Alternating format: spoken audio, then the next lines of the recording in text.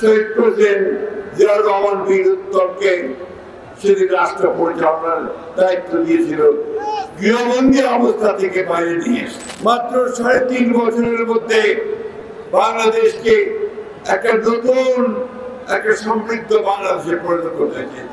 আজ থেকে ৫০ বছর আগে বাংলাদেশের দেশপ্রেমিক সৈনিকেরা এবং দেশপ্রেমিক মানুষেরা ঐক্যবদ্ধ হয়ে সাউথ টাউনে হোক আপনার স্বপ্নের আবাসন, শতভাগ রেডি প্লট, সাথে সাথেই সাফ কাবলা রেজিস্ট্রি। এই যারা বাংলাদেশকে ধ্বংস করতে চায়,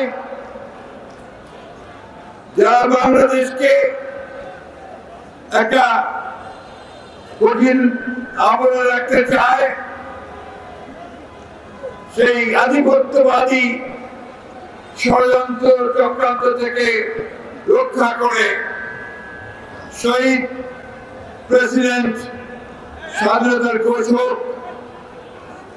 বহুদিনের গণতন্ত্রের প্রবক্তা শহীদ প্রেসিডেন্ট জিয়াউর রহমান বীর উত্তমকে সেদিন রাষ্ট্র পরিচালনার দায়িত্ব দিয়েছিল গৃহবন্দী অবস্থা থেকে বাইরে নিয়ে এসে। সেই দিন থেকে সেই শহীদ প্রেসিডেন্ট জিয়াউর রহমান মাত্র ৩.৫ বছরের মধ্যে বাংলাদেশকে একটা নতুন একটা সমৃদ্ধ বাংলাদেশে পরিণত করতে চেয়েছিল। এর আগে শেখ মুজিবুর রহমানের নেতৃত্বে বাংলাদেশে একদলীয় শাসক বাকশাল প্রতিষ্ঠিত হয়েছিল।